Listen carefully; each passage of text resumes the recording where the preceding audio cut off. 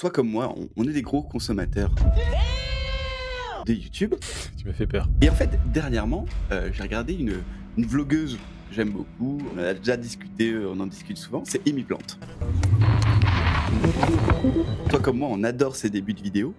Et dans l'une de ses dernières vidéos, donc je pense que ça remonte à quelques mois, elle a fait une déclaration que j'ai beaucoup aimée et j'aimerais qu'on en discute tous les deux. J'ai une seule chose à dire, c'est qu'en fait j'ai un gros problème, c'est que je suis beaucoup trop perfectionniste, mais genre beaucoup trop. Au point que je n'arrive plus à produire parce qu'à chaque fois je veux que ce soit parfait. Et ben dans cette vidéo, rien ne sera parfait, absolument rien.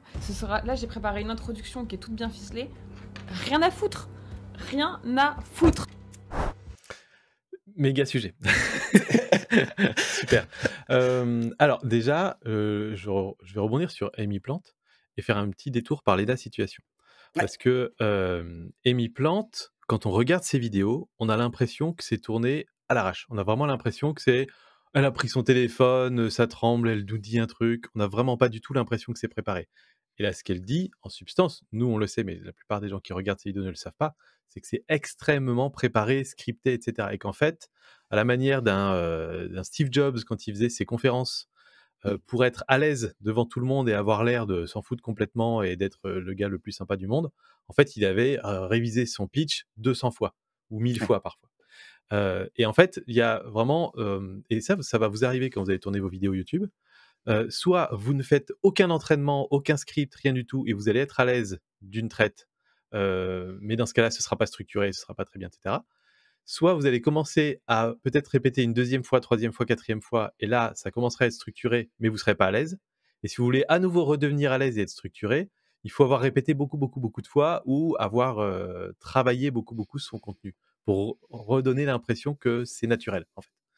Et, euh, et donc, je fais un détour par les situations parce que j'ai vu un post LinkedIn il y a genre hier ou avant-hier de quelqu'un qui disait ah, regardez Léna, bah, finalement, cette vidéo, enfin cet été, elle a sorti une vidéo par jour, sans aucun montage, elle fait tout toute seule, elle ne va pas faire attention quand il y a des petits problèmes de son, quand il y a un petit problème, etc. Et donc, sous-entendu, vous prenez pas la tête, vous avez qu'à filmer votre journée et mettre ça sur YouTube et ça ira bien. Regardez, Léna, elle le fait. Sauf que quand on regarde les contenus de Léna, il y a du montage, il y a du storytelling de fou, Ouais. incroyable. Elle a une équipe autour d'elle, évidemment. Peut-être qu'elle, évidemment, elle travaille sur ses montages. Je suis même pas certain qu'elle soit à 100% toute seule dessus. Je crois que Hem, si. si? Tu crois Ouais, qu'elle est je encore je elle est crois que encore j'avais dessus à ouais, je 100%? crois que j'avais déjà vu, en tout cas pour les vlogs, d'été, c'est vraiment son truc à elle. Elle C'est son adore, plaisir, quoi. c'est son plaisir Ouais. et comme beaucoup de clients ou même de prospects qu'on peut avoir, le montage, je pense que c'est son truc, c'est sa patte. Donc pour Ouais. l'instant, en tout cas sur les vlogs, elle le fait encore jusqu'à 2 heures du mat, quoi. Mais ce que je veux dire par là, c'est que ce serait pas impossible qu'elle ait d'autres personnes qui, Oui. checkent son montage, qui regardent, qui lui fassent du feedback, qui lui disent, là, cette partie-là, moi, elle m'intéresse moins, et cetera, et cetera. Ce serait même plutôt malin de sa part et elle est très maligne, voilà. Et donc voilà, Amy Plante, pour moi, c'est exactement la même chose, et en fait, on ne se rend pas compte de la quantité de travail qu'il y a derrière. Maintenant, elle parle d'un autre souci qui est, qu'effectivement on a commencé à rencontrer, sur la chaîne du coin des youtubeurs. C'est quand on démarre une chaîne YouTube par passion, alors que personne nous attend, on a zéro enfin oui justement, zéro stress, zéro pression Ouais, c'est ça. de qui que ce soit et donc on allume la cam, on blablate et cetera. Au début, on se dit: «S'il y a 2 vues, c'est bien», puis finalement des fois ça plaît à des gens et ils commencent à nous suivre et on a, une petite audience qui nous suit. Ça, c'est très bien. Et arrive toujours un moment où on va atteindre un palier. C'est-à-dire que ça va se développer tranquillement, puis on va atteindre un palier. Bah, pour certains, ça va être 1000 vues par vidéo, pour d'autres, ça va être 10 000. Voilà, ça dépend, c'est variable. Et quand on atteint ce palier, il y a toujours un moment de remise en question. Et pendant cette remise en question, en général, la conclusion, c'est: «OK, là, j'ai réussi à toucher les gens qui étaient hyper intéressés par le sujet que j'aborde, de base. Ils sont tombés sur la chaîne, ils trouvent de l'info intéressante, pertinente, et cetera. Maintenant, pour passer au palier supérieur, je dois commencer à essayer d'attirer des personnes qui sont juste curieuses, mais pas suffisamment passionnées pour se taper une demi heure de blabla». Et donc, c'est là où, en général, on va step up sur l'écriture, le montage, enfin, sur à peu près tout ce qu'on va faire sur Mmh. la chaîne YouTube. On doit monter d'une catégorie et là, du coup, on commence à se rendre compte que, bah, finalement, créer et publier une vidéo YouTube, c'est pas j'ai une idée, j'ai 3 bullet points et ça me prend une demi heure de tourner la vidéo, une demi heure de la monter. C'est, un processus qui parfois peut prendre une semaine, 2 semaines pour certains, avec beaucoup de boulot, avec différents intervenants. Donc on devient limite une boîte de prod, même si parfois c'est à petite échelle. Et du coup, on a le sentiment en fait, on va faire ça. Peut-être la première vidéo va pas trop marcher, la deuxième non plus, mais il y en a bien une troisième ou une quatrième qui va exploser. Et du coup, on va attribuer cette nouvelle croissance qu'on va avoir à cette quantité de travail qu'on met dessus. Ouais. Et ensuite, c'est très difficile de revenir en arrière et de se dire: «Allez, là, je vais refaire une petite vidéo comme ça, je m'en fiche, pas préparée», comme a fait Amy Plante. Et je trouve son attitude plutôt, bien, c'est-à-dire de dire: «Plutôt que d'essayer de baisser un tout petit peu mes standards pour préserver ma santé mentale, je vais faire une vidéo où je prépare rien du tout, tant pis. Mmh. J'y vais, total à l'arrache». Et ouais, ouais, c'est super intéressant. Vas-y, Mais excuse-moi. alors, bon, il y a pas de souci, hein. Moi, ce qui m'intéresse, c'est de savoir, parce que tu l'as vécu, c'est quoi pour toi le perfectionnisme, sur YouTube? À quel moment il intervient? Sur quelle phase ça vient? Parce que je suis d'accord avec toi que, comme tu le dis, tu prépares de plus en plus tes vidéos, donc en fait, tu vas te mettre une référence haute et à chaque fois, cette référence, bah, c'est voilà, c'est cette qualité de vidéo que je veux sortir à chaque fois. Même si même si tu veux pas redescendre, souvent, en tant que créateur de contenu, tu veux faire toujours plus. C'est le fameux Ouais. 1%. Je veux augmenter d'1% à chaque fois la qualité de mon contenu. Donc on est bien d'accord que ça passe par plein de choses. Ça passe par, trouver le bon angle, trouver pour une Amy Plante, par exemple, c'est, le bon, storytelling, la bonne intro, la bonne accroche.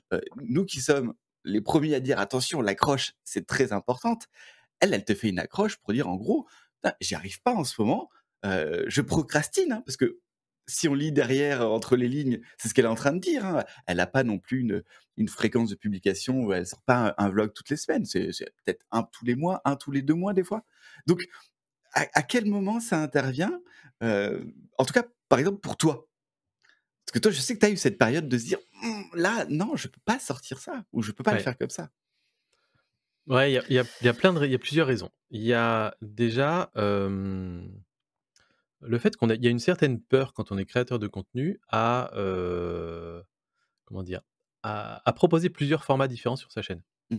Et moi, je suis en plein là-dedans. C'est-à-dire qu'on a commencé à sortir un format plutôt, analyse décryptage, qui a très, très bien fonctionné, la vidéo sur Villebrequin. Et une fois qu'on a sorti une vidéo comme ça, c'est pas tant, la peur de faire un «demi-flop» entre guillemets. Pour donner un peu les stats, sur le coin des youtubeurs, une vidéo normale fait entre 2 000 et 2 500 vues. Voilà, ça c'est le niveau de base, on va dire. Il y en a plein qui sont à 3 000, 5 000, 10 000 et cetera, mais c'est le niveau de base. J'avais jamais eu de vidéo vraiment très virale et là, la vidéo sur Villebrequin, elle doit être à 70 000 vues, un truc comme ça. Je ne m'attends pas à ce que la suivante fasse 70 000 vues ou 100 000.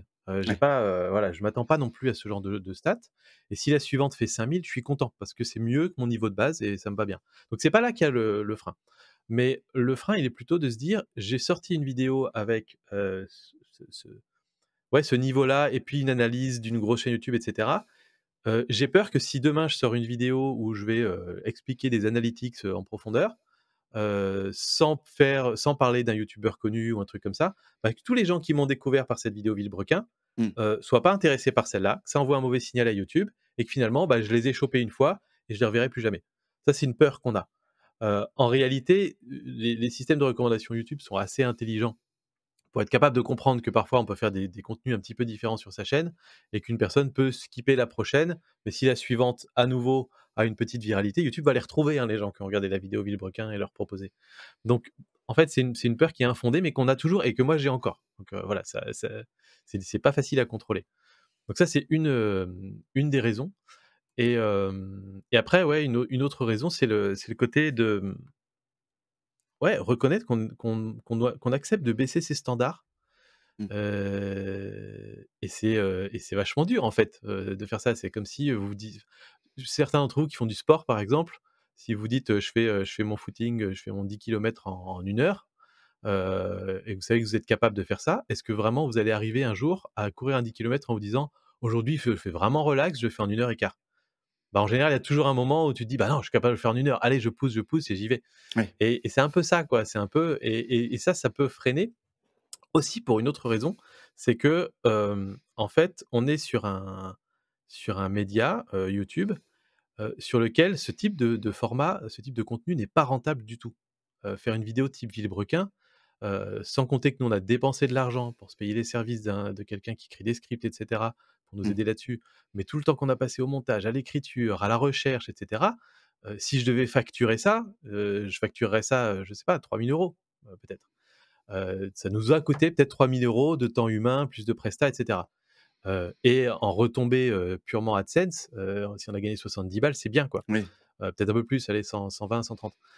Donc c'est pas rentable du tout. Et une Amy Plante, elle est totalement dans cette situation-là où en fait, elle a des vidéos virales qui, entre guillemets, marchent bien, mais elle a pas le modèle économique à côté pour soutenir ce modèle-là. Mmh. Et donc en fait, elle est coincée. Les gens attendent du Amy Plante super quali, mais en même temps, elle peut pas, se payer, par exemple, elle peut pas se payer nos services pour l'aider à débloquer ces trucs et à la lancer sur les nouveaux projets, qu'elle fait. Et donc elle est un peu coincée et un peu obligée de tout faire toute seule. Et donc ça, c'est un peu une impasse, quoi. Effectivement, effectivement. Après, moi, je vois d'autres problèmes, parce que, bah, c'est vrai qu'on accompagne quand même des personnes sur YouTube et nous sommes, on est bien d'accord qu'en tant que créateurs de contenu, nous sommes les pires juges possibles.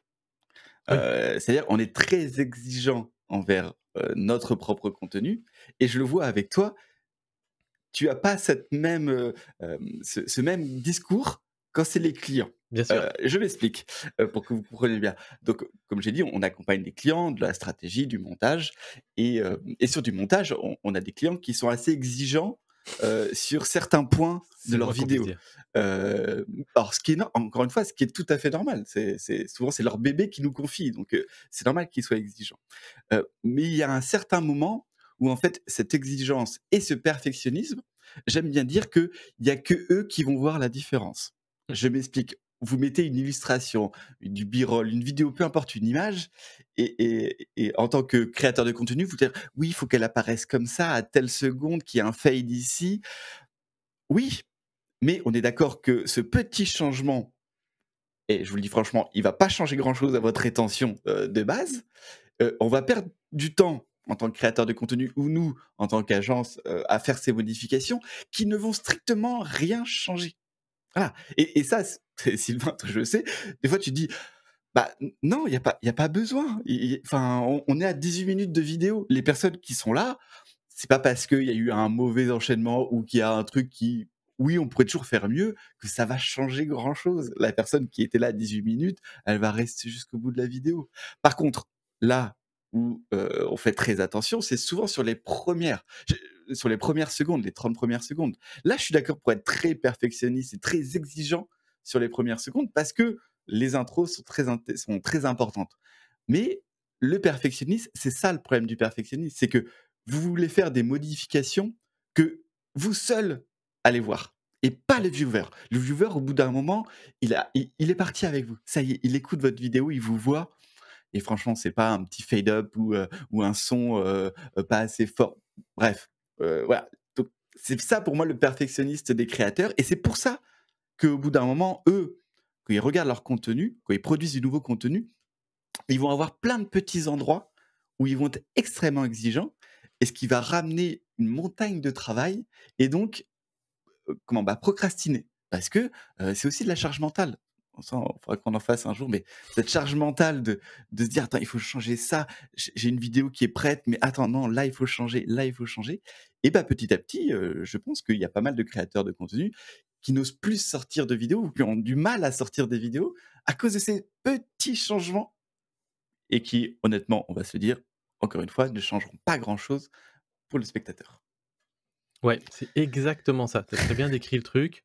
C'est plus une question d'ego qu'autre chose. C'est plus une Oui, question de, est-ce que ça correspond à mes standards? Est-ce que j'ai envie, et cetera? C'est même pas une question de branding ou quoi que ce soit, non, parce qu'on est sur un média de transparence, où en fait les gens, pardonnent beaucoup, beaucoup plus qu'on imagine.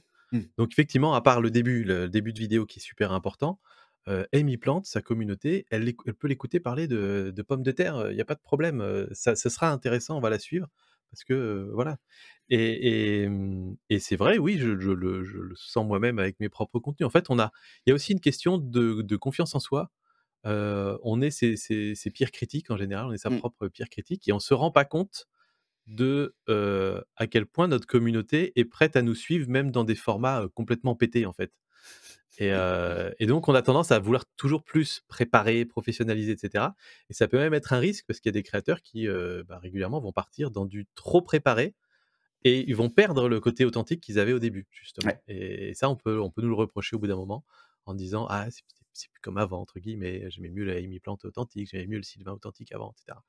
Donc faut faire assez attention à ça. Ouais. Ouais, c'est marrant ce que tu dis, effectivement, et je pense que bah, toi comme moi, on a suivi des personnes pour ce côté un peu, vas-y, comme tu disais, hein, j'allume la caméra, je parle, et en fait, on s'accroche à la personne, à qui elle est, et pas forcément à la forme. Et à un Ouais. moment, cette personne ou ce créateur de contenu, créatrice de contenu, va vouloir, comme tu disais, un peu step up la qualité, et au final, on va perdre un peu ce côté qu'on aimait bien, attachant. C'est marrant parce que ça me fait penser à un autre problème, c'est les nouveaux créateurs de contenu. On a eu dernièrement pareil, on discutait avec un créateur de contenu qui se lance, sur YouTube, et lui, il a ce côté perfectionniste à cause de l'influence Mmh. de ce qu'il regarde. Hem Et ça, c'est un problème qu'on voit très souvent chez ceux qui se lancent. C'est se dire: «Bah, voilà, moi j'aimerais faire», bah, on va parler, pour que tout le monde comprenne. Quelqu'un qui se lance dans du divertissement, il se dit: «Moi je voudrais faire comme du Squeezie». Donc il va se mettre la barre très haute, alors qu'il est au tout début de sa chaîne. Voilà. Donc son standard, c'est même pas le sien en fait. C'est pas son référentiel. Ça va être le référentiel des stars qui ont Ouais. 15 ans d'expérience sur YouTube, qui ont commencé, comme on l'a dit, à allumer leur caméra, leur téléphone, il y a 10 ans, avec du contenu tout pété, tout moche, le son pas bon, le cadrage pas bon. Et le problème, c'est que ces personnes qui commencent YouTube, bah, voilà, vont regarder ça, vont avoir plein de standards super hauts en qualité. N'oublions pas que les grosses productions comme Squeezie, c'est des centaines de milliers d'euros, pour les grosses vidéos. Une équipe, mais pire qu'un film même, je pense des fois. Et ça, pareil, c'est du perfectionnisme à un autre niveau, mais c'est le perfectionniste des nouveaux créateurs de contenu mal influencés.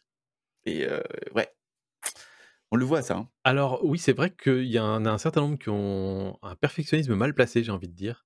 Alors c'est pas fait exprès, c'est pas de leur faute, J'aime bien. mais souvent en fait, ils essayent de reprendre en fait, ils identifient pas les bons facteurs de réussite. Ouais. C'est-à-dire qu'ils vont essayer de, reprendre des codes qu'ils aiment chez certains créateurs. En fait, ils ont même du mal, désolé, hein, c'est décousu, mais ils ont même du mal à identifier pourquoi ils aiment certains créateurs. Et donc Mmh. ils vont se dire: «Tiens, cette chaîne-là, j'adore et quand je vois, ce que fait cette chaîne, bah, il y a tel style, tel mood, tel décor, tel type d'image et cetera. Donc je vais faire tel type, tel mood, tel décor, tel type d'image». Et parfois, nous, quand on les a en rendez-vous, on leur demande: «Mais pourquoi tu aimes cette chaîne-là?» Ils vont quasi voilà, 99 du temps, c'est: «Bah, j'aime bien la personnalité du Ouais. créateur». Et tu dis: «OK, mais du coup, si c'est la personnalité, est-ce que demain, si ce créateur, il met pas les formes pareilles et cetera, tu regardes toujours ses vidéos?» «Bah, ouais, en fait, ouais, je les regarderai toujours». OK, donc copie pas la forme, intéresse-toi au fond, pourquoi ça t'intéresse? Est-ce que toi, tu as le même fond ou pas? En général, Oui. le fond est différent et donc on part vers des formats différents. Donc voilà, ça c'est une erreur et après il y en a une autre, je voulais rebondir un petit peu là-dessus, en profiter quand même. C'est un petit hors sujet mais que je trouve intéressant. C'est que, quels sont les créateurs auxquels on aspire? Et là, nous, on a deux types de clients, on va dire 3 types. Allez, on a les youtubeurs qui sont là depuis très longtemps. Les youtubeurs qui sont là depuis très longtemps, ils savent à peu près ce qu'ils aiment, ils savent leur style, ils savent où ils veulent aller. Ils sont plus dans cette dynamique de: «Je veux m'inspirer de telle ou telle chaîne». En Mmh. général, ils veulent construire leur propre chemin et ça, c'est très bien. Et ensuite, dans ceux qui démarrent, on a ceux qui sont, vraiment pur, résultat. Bah, je veux des abonnés, je sais que cette chaîne, elle a plein d'abonnés et qu'elle marche bien en ce moment, donc je veux refaire ce même style pour les résultats. Pourquoi pas, dans ce cas-là? C'est, moins intéressant, on va dire, en termes de stratégie de contenu pour nous, en tout cas, pour s'intéresser à la personne, il y a moins de choses intéressantes, parce qu'on est plus sur de voilà, on reprend les codes et puis tu te les appropries. Et puis il y en a d'autres qui sont plutôt du style, j'aime beaucoup ce créateur et souvent, du coup, ils vont nous sortir des chaînes, enfin, qui sont uniques. Ouais. Ces derniers temps, j'ai entendu, bah, plusieurs créateurs nous parler d'une chaîne qui s'appelle Life of Riza, Oui. qui a explosé il y a pas très longtemps. Et elle, en fait, elle fait des vidéos très cinématiques sur son quotidien d'entrepreneuse et cetera. C'est très calme, c'est très, c'est du slow business, j'appelle ça comme ça et c'est assez, voilà, ça détend et cetera, c'est super intéressant. Et en fait, il faut faire très attention à ce type de chaîne parce qu'en fait, c'est une chaîne qui ne suit à peu près aucun code de la plateforme YouTube. Il va se passer des fois 30 secondes ou 1 minute avant qu'elle se mette à parler.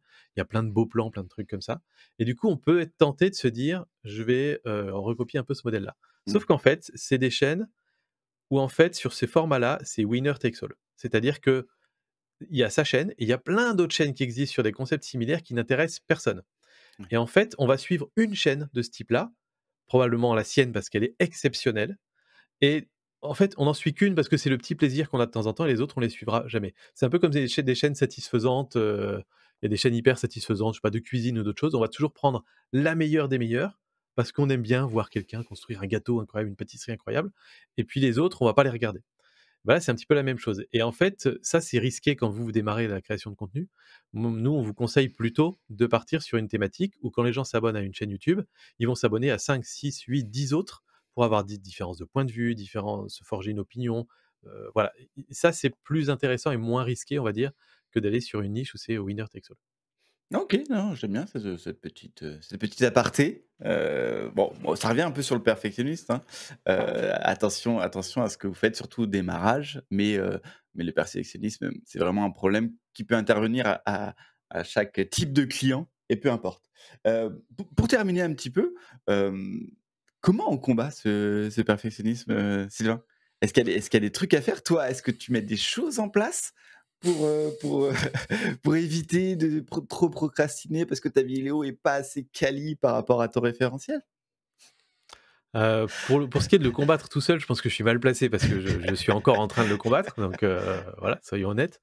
Maintenant, comme nous, on a ce rôle extérieur auprès de certains de nos clients, on les aide à combattre ça. Ouais. Donc peut-être d'avoir un regard extérieur, pas forcément le nôtre d'ailleurs, ça peut être juste un de vos proches ou Oui. quelqu'un de votre communauté qui est assez actif et que vous pouvez éventuellement l'inclure dans le process de création de contenu, qui vous ferait un feedback et qui dirait: «Non mais là, tel quel, le script est déjà incroyable» ou bien, «Tel plan, il est trop bien», qui peut vous rassurer sur le fait qu'il y a pas besoin d'en remettre 5 couches supplémentaires. Ça peut peut-être aider à vous débloquer un petit peu là-dessus, effectivement. Ouais, donc Ou avoir bien, une vue une vue extérieure extérieure, ouais. qui a pas aussi ce rapport au contenu, comment dire? Cette émotion, je veux dire, enfin, ce rapport très compliqué que tu as avec ton propre contenu. Oui, Il faut quelqu'un qui puisse prendre un peu de recul, de hauteur et de se mettre parce que comme tu le dis, c'est souvent aussi un spectateur et qui regarde ou lit le contenu et dit: «Ah non, franchement top là, vas-y, ça va plaire, ouais. je suis la cible, non, t'as pas besoin de changer cette image, ce truc ou changer de mot. Oui, parce qu'il y en a, on en est au mot près, hein, donc Un un truc qui peut aider aussi, c'est demander la permission à son audience. Il y en a pas mal qui font ça. Ils contournent le problème comme ça. Ils vont, faire un petit sondage Instagram en disant: ouais, «J'ai un gros dilemme, de création de contenu en ce moment, je me mets trop la pression, j'ai envie de sortir une super vidéo incroyable, super préparée. Qu'est-ce que je fais? Est-ce que je vous laisse patienter encore, 3 semaines et je sors une super vidéo? Ou est-ce que vous préférez que je vous sorte une vidéo par semaine mais beaucoup moins préparée?» mmh, Et vous allez voir les réponses de la communauté. Alors spoiler alert, 9 fois sur 10, c'est, «On préfère une vidéo authentique, pas préparée, vas-y, tu peux y aller». Donc ça peut être un bon moyen parce que du coup, on s'enlève cette pression de: «Qu'est-ce que l'audience va penser si j'ai baissé la qualité?» On leur a demandé, ils ont dit que c'était OK, on peut y aller. Heu, d'autres possibilités, moi ce que je fais toujours sur ma chaîne du coin des youtubeurs, c'est que j'ai un exutoire qui sont les lives, où là c'est très peu de ouais, préparation, mais comme le format le veut que ce soit comme ça, voilà, je me dédouane un peu, je me dis: «Pas de pression sur les lives». Voilà, mais même là, il y a un risque, c'est que vous, dans l'équipe, vous me poussez à ce que je fasse, beaucoup plus de lives, genre 2 par mois, voire un par semaine et moi je me dis: «Bah oui, mais du coup, ma communauté qui s'est inscrite pour les on est vidéos d'accord. construites, s'il y a 4 lives par mois et une vidéo construite tous les 2 mois, le ratio, il est plus très bon, quoi». Donc Oui, voilà. Certains vont utiliser les shorts pour ça aussi. Ça peut être un petit exutoire pour, «Allez, je crée quand même un peu de contenu, je donne du contenu à ma communauté en attendant de faire une grosse vidéo». Donc non, ouais, mais il y a des moyens quand même. il y a aussi, alors ça, c'est quelque chose qu'on a proposé, à un client, mais aussi ce que je peux voir des gros youtubeurs, c'est d'alterner les formats. C'est-à-dire OK, vous pouvez être très exigeant sur un format, mais ayez à côté, je crois que tu l'as dit un petit peu plus tôt, ayez à côté un format un peu plus chill, un peu plus tranquille, un peu plus, moins prise de tête, qui demande moins de préparation. Je reprends encore, Squeezie parce que bon, c'est le numéro un en France, mais quand on pense qu'il a des super productions qui demandent des semaines de préparation, des jours entiers, plusieurs jours de montage et à côté, il a son petit face cam où il va juste être tranquille, il va raconter une histoire, il va faire du réac. Ça demande pas autant de préparation. Ça fera sûrement moins de vues, mais il faut en être conscient, il faut l'accepter. Et derrière, bah, grâce à ces petits formats, il garde un lien avec la communauté, il garde ce côté authentique et derrière, il prend du temps pour faire que des gros formats, enfin, il prend du temps pour faire des très gros formats. Mais si on n'avait plus ce côté de Squeezie, j'allume ma caméra et je parle, en face cam, bah, je pense que ce serait pas pareil. Donc, n'hésitez pas, vous, dans votre niche, dans votre domaine, dans votre passion, à préparer 2 contenus. Un contenu plus facile pour vous à créer, plus facile peut-être à consommer aussi, pour, vos spectateurs et ayez peut-être 1 fois par mois, 1 fois toutes les 2 mois, un gros contenu. Un truc super bien préparé où là, vous mettez la barre très haute, mais acceptez derrière que ça fera peut-être plus de vues que le reste, mais le reste, vous avez besoin. Vous avez besoin de ce contenu plus simple à produire, parce qu'en plus, vous êtes des créateurs de contenu, donc normalement, vous aimez créer du contenu. Un petit conseil pour les youtubeurs qui nous écoutent, et je sais que vous êtes là, vous êtes nombreux, et Amy Plante, si tu là aussi, j'en sais rien. C'est pas grave en fait de faire un contenu moins bon, entre guillemets, de temps en temps. Mmh. Je vous donne un exemple qu'on connaît très bien, nous les youtubeurs, c'est la FAQ. Une fois de temps en temps, quand on passe un palier d'abonnés ou un truc comme ça, on fait une FAQ. C'est typiquement une vidéo qui va beaucoup moins fonctionner que les autres. Est-ce que pour autant, la vidéo qui suit une FAQ fait un gros flop? En général, non. En général, ça n'a aucun impact. Et en fait, il faut avoir un peu confiance dans le fait que l'algo YouTube, il est très intelligent, il marche sur des signaux, c'est des signaux humains. Donc, pour la faire très simple, vous avez déjà une audience, une communauté, tout ça. Vous avez peut-être 1000 personnes qui regardent chacune de vos vidéos, toutes vos vidéos, même les plus nazes, d'accord? Donc, vous allez sortir votre vidéo banger, vous avez ces 1000 super fans, et vous allez peut-être avoir 60 000 autres personnes qui regardent aussi cette vidéo. Vous allez sortir votre vidéo moins préparée derrière, sur un autre format, un truc un peu différent de d'habitude. Vous aurez vos 1000 super fans, d'accord? Et YouTube va proposer aux autres, ah bah les autres ils regardent un peu moins. Bon, vous allez peut-être finir à 3000 vues sur la vidéo. Pas grave. Vous sortez une vidéo super intéressante. Vous avez à nouveau les 1000 premiers fans. YouTube va aussi aller montrer à quelques personnes qui ont regardé vos vidéos passées, dont la super vidéo qui avait bien marché. Ces gens-là vont logiquement à nouveau aller voir cette vidéo-là, et YouTube va comprendre tout de suite, très rapidement, qu'en fait, les gens qui ont regardé la FAQ, oui, ils sont intéressés, mais des gens qui regardaient celle d'avant aussi, qui ont zappé la FAQ, sont aussi intéressés. Et hop, ils vont leur suggérer, et elle va marcher comme n'importe quelle vidéo. Donc en fait, c'est vraiment un stress inutile qu'on se met nous-mêmes, parce qu'on a une vision un peu biaisée de l'algo, où on se dit qu'on a l'impression qu'il y a une espèce de suite dans les vidéos. C'est-à-dire, je fais une vidéo qui cartonne, il faut que la suivante elle cartonne plus, puis qu'elle cartonne plus. Ouais. Sinon, on va perdre une espèce d'élan ou je sais pas quoi. Ouais, mais ça, Et en fait, c'est c'est pas tout à fait le cas. Et YouTube le dit, il traite chaque vidéo indépendamment, totalement indépendamment. Donc le seul cas où il y a effectivement une notion d'élan, c'est si vous partez 6 mois et que vous publiez plus de contenu pendant 6 mois. Là oui, il y a un petit risque, parce que vous allez, en fait, les gens vont vous oublier un petit peu, et les signaux, les taux de clics vont diminuer un petit peu, les rétentions vont diminuer un petit peu, mais on est sur un autre cas très différent. Là, vous pouvez vous permettre de varier les contenus, c'est pas grave, même si depuis le début de la chaîne, vous avez fait la même chose, le même format à chaque fois. Voilà, essayez, vous allez voir, c'est pas si pire. Il a fallu que tu parles d'algo, hein. Je me suis dit à quel moment Bah. de l'épisode il va parler d'algo. On Évidemment. parle de perfectionnisme. Ça, C'est la vie. C'est bien toi. J'adore. C'est pour ça que vous suivez aussi Sylvain. C'est pour l'algo. Bref, merci Sylvain. Non. Bon bah. Encore un épisode, j'espère, qui vous plaira. On essaye de varier un peu les sujets, plus débat dans moins algo, même s'il y a toujours un moment où ça revient, moins technique. Voilà, donc j'espère que ça vous a plu. Sylvain, dis-moi, où est-ce que les gens peuvent nous retrouver et surtout qu'est-ce qu'ils doivent faire? Alors, vous pouvez nous retrouver sur toutes les plateformes où vous consommez du podcast. Apple Podcast, Spotify, etc., Exactement. etc. YouTube est la plateforme numéro 1 pour consommer du podcast dans le monde. On ne le sait pas souvent, mais c'est le cas. Donc vous pouvez nous retrouver là-bas et nous mettre une petite note. Donc sur YouTube, c'est un pouce, c'est un abonnement. Et sur les autres plateformes, c'est un 4 étoiles, 5 étoiles. Vous le savez, hein, ces plateformes, elles n'ont pas des algos aussi bons que YouTube aujourd'hui, donc elles ont besoin d'avoir des notes et des commentaires clients. Puis nous, on les lit, vos retours, et ça fait trop plaisir de personnes qui nous disent « Ah, trop bien, Code YouTube, j'adore votre podcast et tout ça. Continuez comme ça, les gars. » Ça nous booste, ça nous donne envie de refaire d'autres saisons. Donc voilà, juste pour ça, c'est top. Et merci à ceux qui ont déjà mis des reviews. Ouais.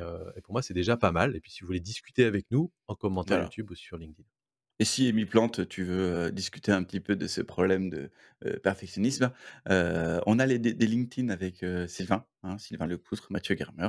Donc n'hésite pas. Merci beaucoup Sylvain. Comme d'habitude, c'est toujours un vrai plaisir de discuter avec toi. Et on se Ouais, retrouve merci dans Mathieu. le prochain épisode. Ciao. Allez, ciao.